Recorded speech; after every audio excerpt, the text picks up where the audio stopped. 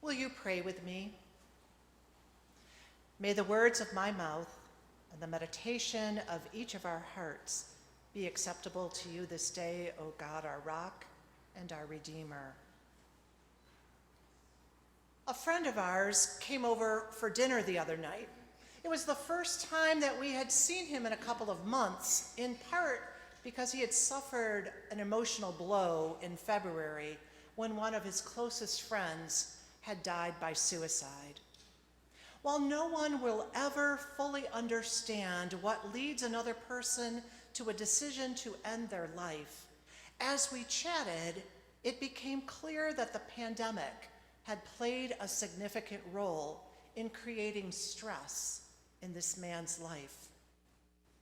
It was 4 years ago today that we held our first online worship service, one that we thought would be the first of a handful of services where we could not gather.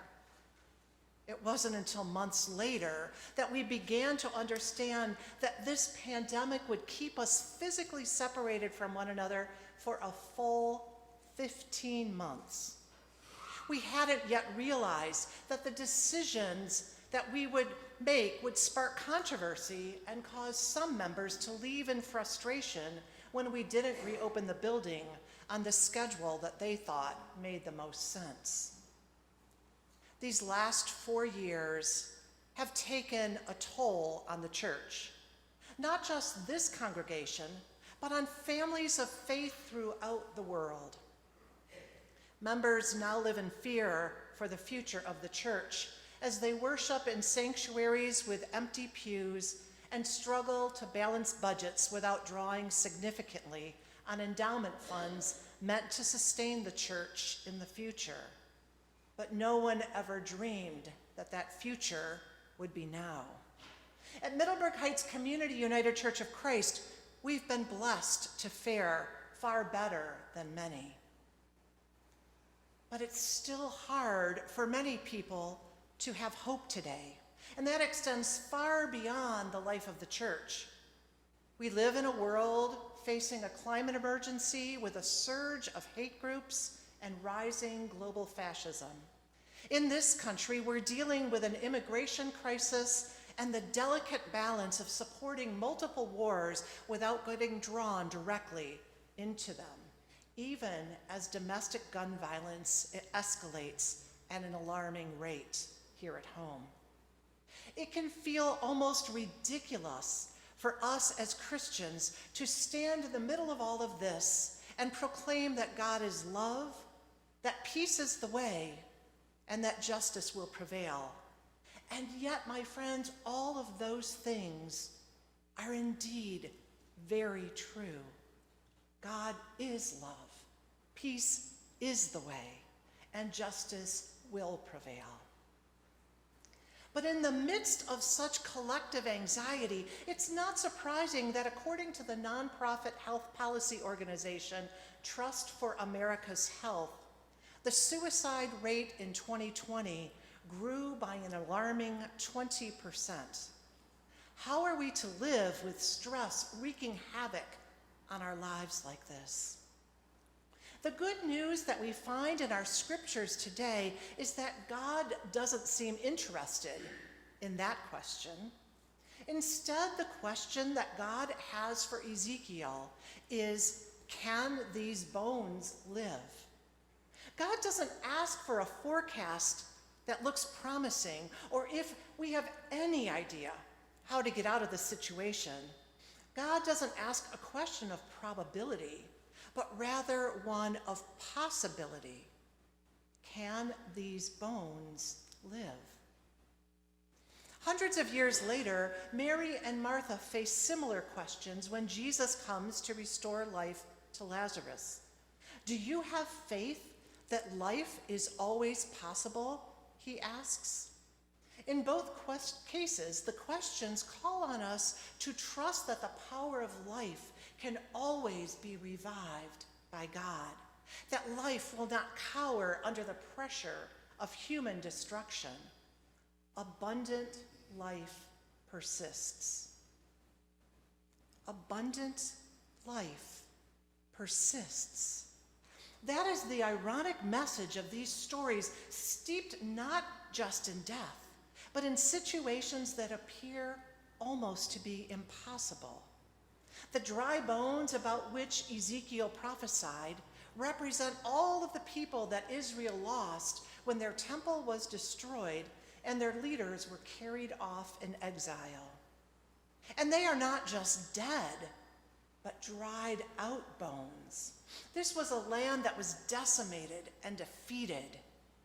Lazarus wasn't just dying with the hope that Jesus could provide some miraculous cure. He had been dead for 4 whole days. His body was wrapped in grave cloth, and he had begun to decompose.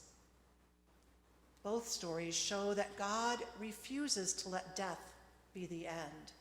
If taken literally, some of us may struggle with these texts because we hear them as miracle stories and we feel that they could be too fantastical.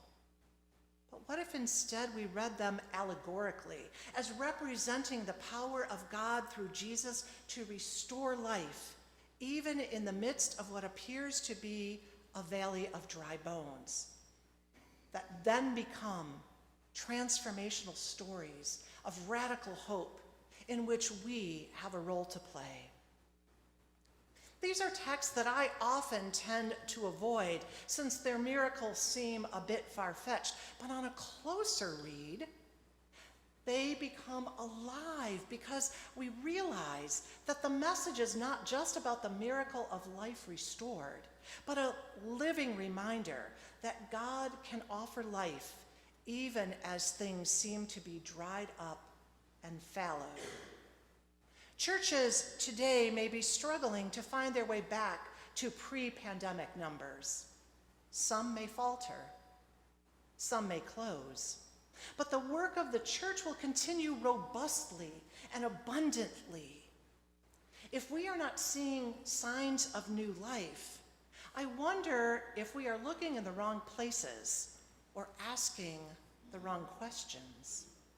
Perhaps we have bound ourselves in the grave cloths in which the world has wrapped us, measuring success in dollars and numbers of members, when God is pointing us in a new and different direction. It seems to me that there are clear signs emerging in the post-pandemic church.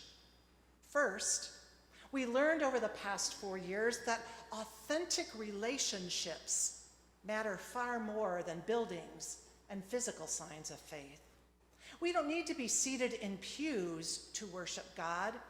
We need to be gathered as community, but the gathering needs to take place beyond just the sanctuary, to include opportunities to really get to know one another, to be vulnerable and honest, to engage in the work of transforming the world in experiential ways.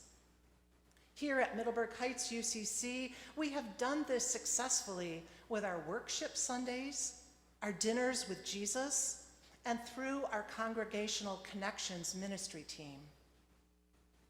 Second, we really missed our buildings and discovered that they matter, but not necessarily in the ways that we thought. The building itself is not an idol. We were actually able to worship quite well in our little Zoom boxes for those 15 months, some of us continuing to do so even today. Rather, it is when we begin to see the building as a hub for ministry that new life will blossom and flesh will grow on our dry bones.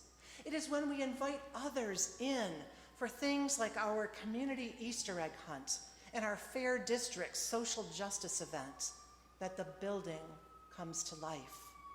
And when we use it as a hub from which we are sent out to change the world, when we head off on mission trips or to observe local court cases in an effort to lower the youth bind-over rate, we're using our building as God intends.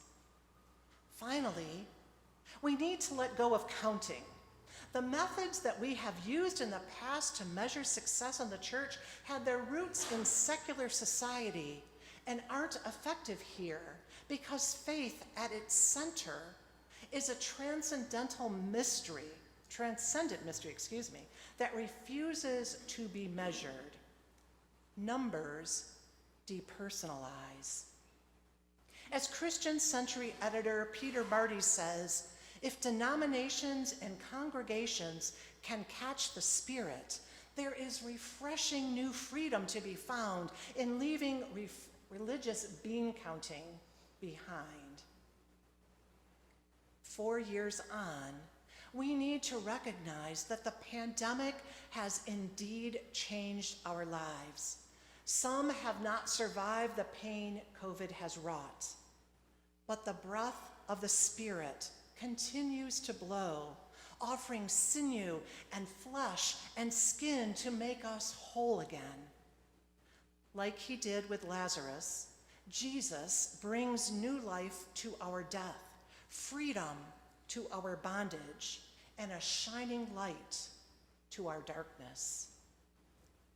So may we, in this new day, continue to follow God's call to Ezekiel and to us, to prophesy to the bones and to breathe new, authentic life into our work as the people of God. And may our trust and our faith in God, sustain us in an unending, life-giving hope.